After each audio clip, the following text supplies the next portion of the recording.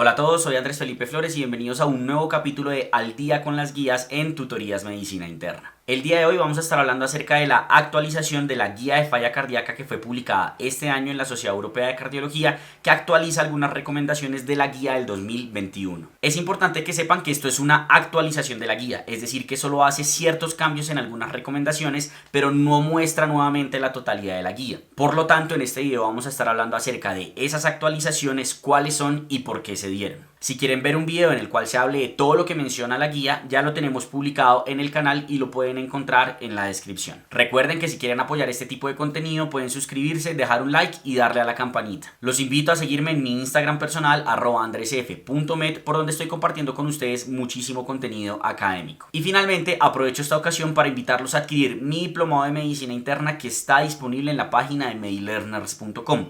El link lo encuentran en la descripción de este video, así como el resto de la oferta académica que tenemos disponible para ustedes. No siendo más, vamos adelante con el video. Vamos a hablar de esta, que es como una actualización muy enfocada de las guías de falla cardíaca de la Sociedad Europea, que se publicaron pues este año como tal las actualizaciones, no la guía completa. Si quieren ver la guía completa, recuerden que tenemos un video completo de ella. Como introducción, ¿qué podemos decir? Que desde la publicación de la guía en 2021 han surgido nuevos estudios que cambian ciertas cosas que no habían recomendado, que habían recomendado con un menor grado de evidencia en, digamos, como esta guía del 2021. Tenemos estudios de acetazolamida, de uso de furosemida con hidroclorotiazida, de torsemida versus furosemida, de accesos a clínica de falla cardíaca, los estudios muy importantes de los inhibidores del SGLT2, que son quizá la principal razón por la cual se realiza, creería yo, esta actualización, junto con de pronto este que sería el Strong HF, que es el de titulación rápida. También tenemos otros de recaparación tricuspida, revascularización y demás. Sin embargo, pues digamos que no todos estos estudios es importante conocerlos y revisarlos, porque pues digamos que no todos cambiaron realmente las recomendaciones. Son solo ciertas recomendaciones las que realmente cambiaron. Adicionalmente, discuten la posibilidad de ajuste de definiciones en la FEBI y se deciden cambios en recomendaciones en falla cardíaca crónica, falla cardíaca aguda y en comorbilidades y prevención de falla cardíaca. Ya vamos a hablar cuáles fueron esos ajustes y por qué los hicieron. Empecemos entonces con los ajustes que hicieron en falla cardíaca crónica. Recordemos que la falla cardíaca crónica se define con la definición universal que ya está planteada desde hace algunos años, en donde participó la Sociedad Europea, donde se requiere la alteración funcional o estructural del corazón en conjunto con síntomas o evidencia de congestión, donde pueden estar los péptidos natriuréticos o alguna otra forma de evidencia de congestión. Y que cuando uno diagnostica la falla cardíaca la debe clasificar en fracción de eyección preservada, moderadamente reducida y reducida. Reducida por debajo de 40%, moderadamente reducida entre 40 y 50% y preservada de 50% en adelante. Y esto es importante porque hasta hace poco la principal evidencia de manejo que teníamos era en los pacientes con FEBI reducida, mientras que los pacientes con FEBI moderado o preservada estaban un poco excluidos porque no habíamos encontrado medicamentos que realmente impactaran, pero evidentemente pues esto cambió. ¿Por qué cambió? Tenemos este primer estudio publicado en octubre 14 del 2021, que es el Emperor Preserved, en donde lo que hicieron fue valorar qué pasaba con empaglifosina en pacientes mayores de 18 años que tuvieran FEI mayor al 40% y evidencia de congestión dado por NT-proBNP. Que miraron si había diferencias en muerte cardiovascular y en hospitalización por falla cardíaca, con un número bastante importante de pacientes, un seguimiento pues bastante importante también de un poco más de 2 años. ¿Qué se dieron cuenta? Que pues en pacientes, como se pueden dar cuenta, principalmente de 70 años, si miramos más o menos la FEBI que tenían estos pacientes, el promedio, como ustedes pueden ver acá, era del 55% aproximadamente, y pues había una distribución importante pues de causas no isquémicas como tal de falla cardíaca, ¿cierto? Entonces por eso pues digamos que es importante, porque es algo que vemos bastante rutinario, creería yo, en nuestra población, digámoslo así. Tasa de filtración glomerular promedio de 60 aproximadamente. ¿Qué se dieron cuenta? Que efectivamente en el desenlace primario, que era el compuesto de hospitalización por falla cardíaca y muerte cardiovascular, hubo una diferencia estadísticamente significativa al utilizar la empaglifosina en términos de beneficio. Sin embargo, cuando uno mira como la división de cada uno de ellos, realmente el resultado fue principalmente llevado por hospitalizaciones por falla cardíaca, no casi por mortalidad. Es decir, que la empaglifosina en pacientes con FEBI preservada disminuía hospitalizaciones por falla cardíaca. ¿Listo? Ahora, en teoría, también hubo una diferencia en términos de la caída de la tasa de filtración glomerular y el número de hospitalizaciones totales por falla cardíaca, en beneficio nuevamente hacia la empaglifosina. El segundo estudio que tenemos es el de LIBER, en donde cogieron a la dapaglifosina y nuevamente hicieron lo mismo. Aquí fueron pacientes mayores de 40 años, falla cardíaca con o sin diabetes mellitus, y FEBI aquí era, mayor al 40% o que estuviera recuperada, y péptidos natriuréticos elevados. ¿Listo? En el outcome primario que vieron, un compuesto nuevamente de muerte cardiovascular y hospitalización por falla cardíaca, una población digamos que bastante semejante, más o menos 70 años de promedio de edad, cuando miramos el promedio de la FEBI aproximadamente 55% y la tasa de filtración promedio también más o menos 60 mililitros minuto. ¿Listo? ¿Qué se dieron cuenta entonces en los resultados? Que en el compuesto primario, ¿cierto? Efectivamente hubo una disminución estadísticamente significativa de ese desenlace en los pacientes que utilizaban dapaglifosina. Sin embargo, nuevamente, si nos ponemos a ver un poco más a detalle, realmente la disminución está dada en los pacientes que tienen disminución en hospitalizaciones y en nuevos episodios de agudización de falla cardíaca, mientras que en muerte realmente no hubo como tal unas diferencias. ¿Listo? Y cuando miramos cambios en, digamos aquí el estilo de vida, también hubo un beneficio con el uso de la dapaglifosina. Entonces la dapaglifosina mostró lo mismo, disminución en hospitalizaciones y mejoría en calidad de vida en los pacientes con falla cardíaca con FEBI reducida. Y fue tan importante que casi que apenas salió el de LIBER, que fue el último que tenemos, se publicó un metaanálisis en donde incluyeron a los pacientes con, pues digamos, todas las FEBIs preservadas, en donde incluyeron acá lo que sería el de LIBER y el Emperor Reduced, y se dieron cuenta básicamente que había beneficio. Aquí hablan de muerte cardiovascular, pero fíjense que cuando miran únicamente los de fracción de eyección preservada o moderadamente reducida, que son estos dos estudios, realmente alcanza a tocar la unidad del rombo, entonces no podríamos decir que hay un beneficio en muerte cardiovascular, pero definitivamente en hospitalizaciones por falla cardíaca sí podemos decir, nuevamente en muerte por cualquier causa no podemos decir que haya beneficio. ¿Listo? Entonces es muy importante tener eso en cuenta. Nos damos cuenta que el beneficio se mantiene independientemente de la FEBI, como podemos ver acá, se mantiene independiente del sexo, se mantiene independiente de la edad, y aquí básicamente hay una diferencia, pero en raza, cuando incluyen otras razas, que creo yo que no es algo como para tener algo así de relevancia o importancia en la clínica. ¿Listo? Y nuevamente, dependiendo de la región, dependiendo del NT-proBNP, dependiendo de la clase funcional NIHA y dependiendo de la calidad de vida, tampoco hay diferencias en los resultados que nos mostraron estos estudios del LIBER y el Emperor Preserved. Entonces, basado en eso, aquí nuevamente lo mismo, pues en estado de diabetes, de índice de masa corporal, de si se hospitalizó o no por falla cardíaca, del uso o no de ARNI, del uso o no de inhibidores de receptor mineralocorticoide y de función renal, hay beneficio de utilizarlos. Entonces, ¿qué cambios hay? Pues básicamente basado en estos dos estudios nos dicen, tenemos una recomendación clase 1A, es decir, el mayor grado de recomendación de que los pacientes que tienen una fracción de eyección moderadamente reducida y en los pacientes que tienen una fracción de eyección preservada, deberíamos de darles un inhibidor de SGLT2, sea dapaglifosina o empaglifosina, que son los que tienen evidencias, para reducir hospitalización por falla cardíaca. Y ellos acá dejan que muerte cardiovascular, pero creo yo que eso no es algo que podamos concluir de manera así como tan fehaciente, precisamente por lo que les mostraba que cuando uno mira los desenlaces individuales, pues la muerte cardiovascular como que no tanto, pero definitivamente falla cardíaca, disminuir hospitalizaciones y agudizaciones de falla cardíaca es algo que nos demuestra el uso de los inhibidores del SGLT2. Y entonces nos muestran estos nuevos algoritmos: paciente con fracción de eyección moderadamente reducida, que debemos ofrecerle sí o sí diuréticos e inhibidores del SGLT2, y considerar antagonista de receptor mineralocorticoide. Recordemos que este únicamente tiene estudios para reducir nuevas hospitalizaciones, pero no para muerte, algo muy semejante a lo que mostraron los SGLT2. Los IECA, ARNI, antagonistas de ARA, pues los ARA2, perdón, sí que no tienen mucha evidencia realmente, al igual que los beta bloqueadores, de tener un efecto benéfico en estos pacientes. Y lo mismo pasa en fracción de eyección preservada, en donde fíjense que aquí sí únicamente hablan de diuréticos y de SGLT2, no hablan del resto de los medicamentos de la cuadriterapia. Y muy importante, pues, el manejo etiológico en estos pacientes. ¿Qué cambios hay relacionados con falla agudizada? Con falla agudizada, este es el cambio que tienen realmente en las recomendaciones, y lo que dicen es que cuando uno tiene un paciente, después de que lo saca del hospital, uno debería hacer una estrategia intensiva de iniciación y titulación de la cuadriterapia. ¿Listo? ¿Qué quiere decir esto? Que yo lo más rápido posible debo de lograr tener a los pacientes en las dosis objetivo de la cuadriterapia. Cuando uno habla de cambios en manejo de falla agudizada, realmente no hay cambios. Como les dije, hablaron de algunos estudios como el Clorotic, como el de la torcemida, pero realmente no encontraron ningún beneficio en ellos. Pero hay muchos estudios, como vamos a ver ahorita, que predicen muy probablemente unos cambios a futuro.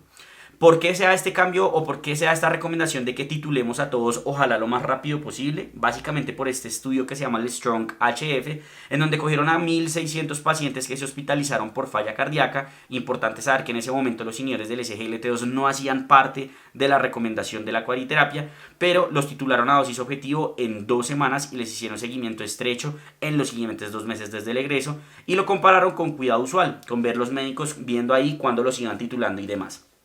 ¿Qué se dieron cuenta? Lo primero que se dieron cuenta es que en el grupo de alta intensidad, básicamente en el momento en el cual lo seguían, a estos pacientes casi todos estaban en dosis objetivo. ¿Listo? Casi todos estaban en dosis objetiva al seguimiento al día 90 y al día 180, comparado con el grupo de cuidado usual, en donde realmente eran muy pocos los pacientes que realmente tenían dosis óptimas. ¿Listo? Eso es como lo primero. Y que se dieron cuenta que esto tuvo un impacto no solo en lograr, pues digamos, como que los pacientes estuvieran en las dosis objetivo, sino que fíjense acá con una P estadísticamente significativa que hay una diferencia en mortalidad por cualquier causa y readmisión por falla cardíaca en el día 180. Y también una diferencia en lo que sería estilo de vida. ¿Listo? ¿Qué quiere decir esto? Que si titulamos a los pacientes rápidos, evitamos que reingresen nuevamente por falla cardíaca y muy probablemente, aunque aquí pues digamos que los desenlaces secundarios no lo soportan tanto, podríamos evitar que se mueran más. Entonces, basado en este estudio es que dicen, oiga, pongámonos las pilas y titulemos rápidamente a los pacientes a las dosis objetivos de la cuariterapia. Hasta ahí llegó como lo que cambió realmente recomendaciones, pero como les dije, vienen muchos estudios que muy seguramente van a cambiar las cosas. Este es un primer estudio que se llama el ADWORK, que es un estudio de acetazolamida en pacientes con falla cardíaca agudizada y que tienen evidencia de sobrecarga. ¿Qué fue lo que compararon? Darles manejo únicamente con furosemida o darles manejo con furosemida y con acetazolamida. ¿Cuál es el problema de este estudio? Básicamente esto, que el outcome primario únicamente es mejoría de congestión determinado por un cardiólogo que hace un score de congestión. Entonces no tiene desenlace primario, por ejemplo, de muerte, de hospitalización, de rehospitalización, sino que lo dejaron como outcome secundario y eso es lo que no permite que este estudio nos permita ser utilizado para hacer como tal, pues digamos como una recomendación. ¿Listo? Que vemos, los pacientes en promedio tenían dosis entre 60 y 80 miligramos de furosemida, la fracción de eyección promedio era del 43% y la tasa de filtración glomerular era por debajo de 60 mililitros minuto en más del 80% de los pacientes. ¿Qué se dieron cuenta? Que efectivamente hubo una mayor descongestión en estos pacientes de manera estadísticamente significativa cuando utilizaban la acetazolamida. Ahora, cuando miramos desenlaces secundarios, en términos de duración de estancia hospitalaria, sí hay una disminución con el uso de la acetazolamida, pero cuando miramos muerte por cualquier causa, realmente el intervalo de confianza cruza la unidad y no podemos hablar de que haya un beneficio con el uso de la acetazolamida. ¿Listo? ¿Qué quiere decir esto? Que muy probablemente la acetazolamida me ayuda a descongestionar más rápido a mi paciente, pero no puedo hablar todavía de que esto se traduzca en beneficios en mortalidad o en desenlaces fuertes. Basado en eso, por ahora no podemos recomendar la acetazolamida como tal en estos pacientes y aquí lo vemos diferenciado, pues digamos como por subgrupos en donde podemos ver, por ejemplo, que cuando tiene FEI menor al 40%, pues parece que no hay beneficio. Aquí hablan de que en sexo femenino tampoco se demostró y cuando basalmente estaban más congestionados, como que tampoco hubo mucho beneficio. Pero nuevamente, estudio pequeño, falta mucho para hablar de si podemos o no recomendar acetazolamida. Este es el otro estudio que es el CLOROTIC. ¿Qué hace el CLOROTIC? Básicamente compara furosemida versus furosemida en combinación con diuréticos tiazídicos en pacientes que se hospitalizan por falla cardíaca agudizada, ¿cierto? ¿Qué compararon ellos? Si uno mira el outcome primario, básicamente es cambio en peso corporal y en el paciente qué tan disnéico se siente. Y secundarios si dejan mortalidad, rehospitalización, respuesta diurética. Entonces mismo problema del de la acetazolamida. No podemos hablar de beneficios en desenlaces fuertes. ¿Qué encontraron ellos? Básicamente que no hubo diferencias estadísticamente significativas, que es lo que podemos ver aquí básicamente en términos de disnea, pero sí hubo diferencia estadísticamente significativa en términos de peso. Aquí vemos la P y aquí vemos básicamente lo que nos muestran en las gráficas. ¿Listo? Eso es lo que podemos decir. Ahora, en términos de seguridad, fíjense aquí en el valor de la P, que al utilizar la hidroclorotiazida no hubo diferencias en mortalidad, no hubo diferencias en hospitalización, pero sí hubo diferencias en que los pacientes con hidroclorotiazida sufrieron más del riñón, es decir, una disminución de la tasa de filtración glomerular de manera más prevalente en los pacientes que utilizaban hidroclorotiazida versus los que no. Entonces, nuevamente, parece que descongestiona más, pues tenemos el pero de que hace deterioro renal. Tocaría ver si es deterioro renal verdadero, pseudo deterioro renal en el contexto de un paciente con cardiorrenal. pero falta mucho para poder hablar de una recomendación como tal. Y este que es uno quizá del cual se ha hablado mucho, que es el Impulse, en donde básicamente nos hablan del inicio temprano del inhibidor del SGLT2 en los pacientes que están hospitalizados. Importante, cuando uno mira, pues digamos que este estudio lo evalúan básicamente para evaluar descongestión, cambios en NT-proBNP, cambios en congestión. ¿Listo? ¿Qué compararon ellos? Que después de haber hecho una estabilización inicial de pacientes con falla cardíaca agudizada, ponerles o no el inhibidor del SGLT2 desde la hospitalización. ¿Qué se dieron cuenta? Que hubo una disminución estadísticamente significativa en descongestión como tal en estos pacientes. Evaluados básicamente en qué? En hemoconcentración, en peso, en NT-proBNP, también importante tenerlo ahí en consideración, que ellos se dieron cuenta que pues había como tal esta disminución. Ahora, cuando uno mira el compuesto de falla cardíaca, mortalidad, cambios en estilo de vida y demás, ellos dicen que también hubo, pues digamos que hubo un beneficio en el uso de iniciar el SGLT2 de forma temprana, pero aquí el problema es que esto es un outcome secundario, no podemos hacer conclusiones relacionadas con esto. Entonces, a pesar de que de los 3 estudios que les mostré, este es quizá el que más se acerca a mostrar verdaderamente un impacto en desenlaces fuertes en los pacientes, todavía no podemos hacer recomendaciones basadas en el mismo. ¿Listo? Y llegamos al tercer punto en el cual tenemos cambios en esta actualización de la guía, que es en el manejo de comorbilidades, específicamente aquí pacientes diabéticos con enfermedad renal diabética. ¿Qué nos dicen? En pacientes con diabetes mellitus tipo 2 y enfermedad renal crónica debemos poner inhibidores de SGLT2 para reducir riesgo de hospitalización y de mortalidad.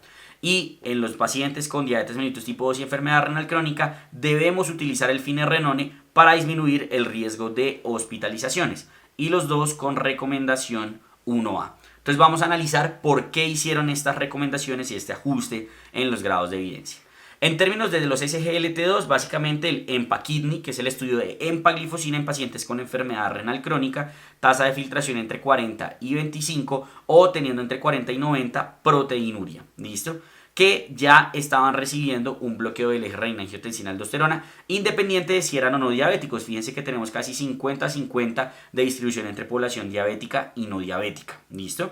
Algo que llama la atención es que aquí incluyeron diabéticos tipo 1, pero pues obviamente en un porcentaje muy bajito, solo 2%, ¿cierto? Y el resto, si miramos, la tasa de filtración promedio de estos pacientes fue de 37, ¿listo? Que es más o menos lo que uno tendría como en consideración respecto a esto. ¿Qué evaluaron? Diferencias en términos de progresión de enfermedad renal, que hubiera trasplante renal, terapia de reemplazo renal o caída de la tasa de filtración más de 10 o más del 40%, sostenida por tiempo o muerte renal. ¿Qué se dieron cuenta? Que en el outcome primario hay una diferencia estadísticamente significativa de utilizar la empaglifosina versus no utilizarla. Y algo importante es que esto no tiene diferencias en términos de si el paciente es o no es diabético.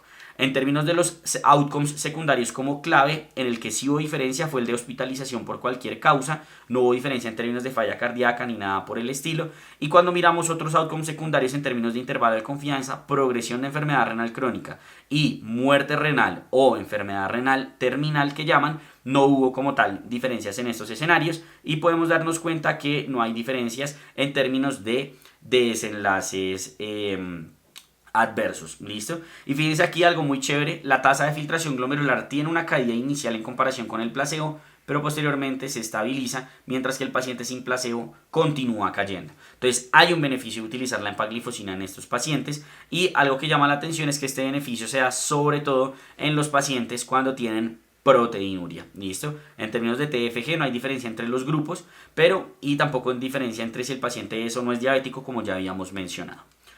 Y ahora tenemos el de la dapaglifosina, que es el DAPA-CKD. El DAPA-CKD básicamente es lo mismo, pacientes con enfermedad renal crónica, tasa de filtración entre 25 y 75 con proteinuria, que ya tengan uso de inhibidores de renina-angiotensina-aldosterona y sean mayores de 18 años.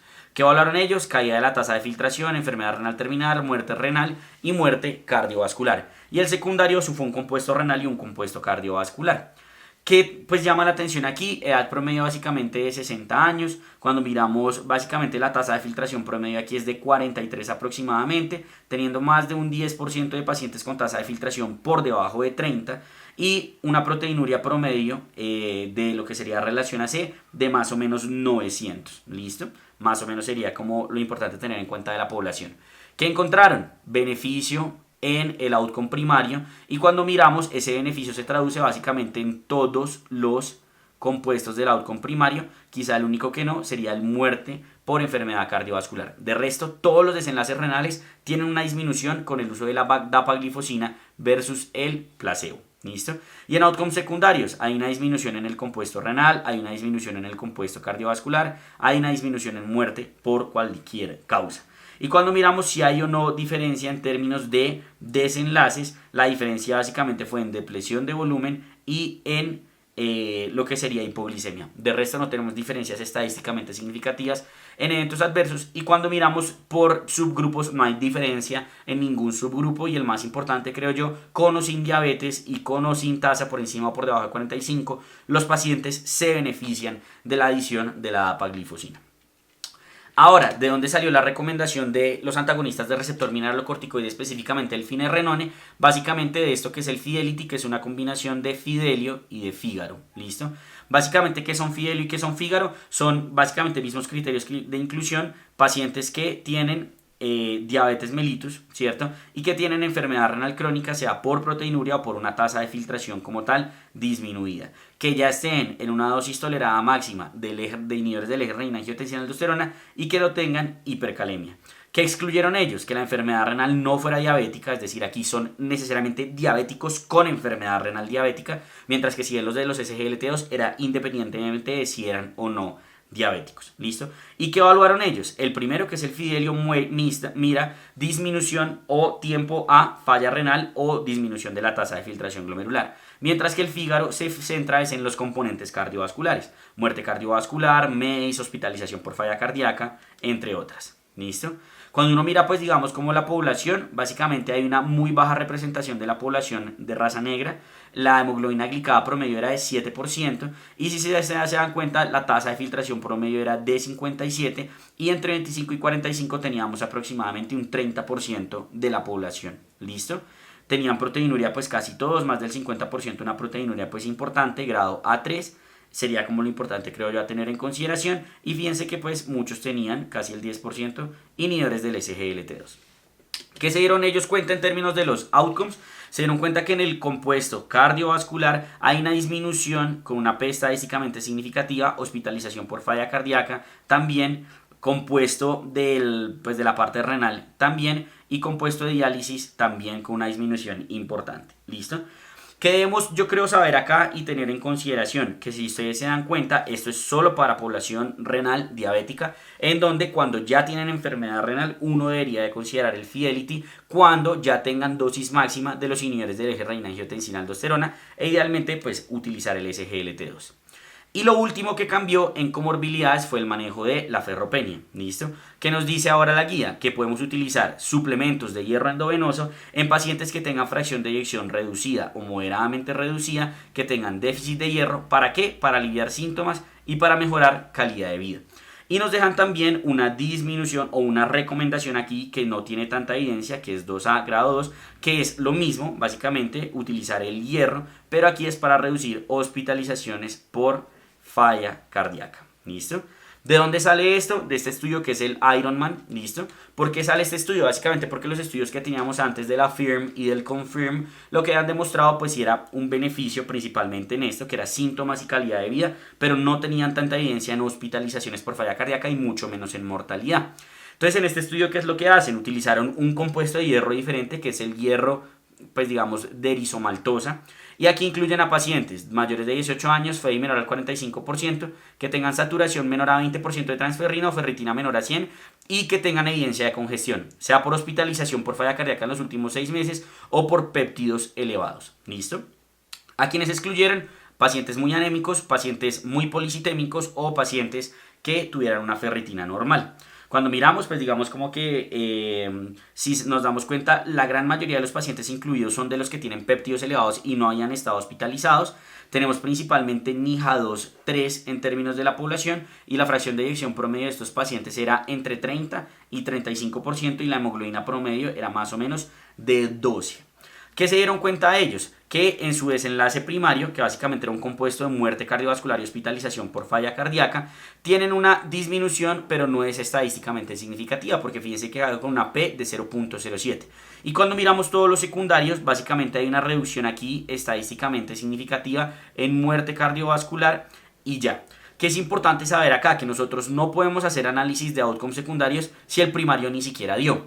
Pero en este estudio lo que nos dicen es, vea, nos demoramos en reclutar a los pacientes, nos cogió la pandemia, nos tocó extender el estudio durante mucha parte de la pandemia, entonces nosotros dijimos, pues hagamos un análisis ya preespecificado de los pacientes que tuvieron y no tuvieron COVID, para saber si en los pacientes, si solo miramos los pacientes que no tuvieron COVID, efectivamente hay algún beneficio del hierro. Y que se dan cuenta que hay una disminución, aquí sí ya estadísticamente significativa de la P, del outcome primario, que es el compuesto que ya hemos visto de admisión por falla cardíaca y de muerte, y nuevamente hay una disminución aquí en el que es solito, digamos, como de muerte, y de desenlaces MACE, básicamente.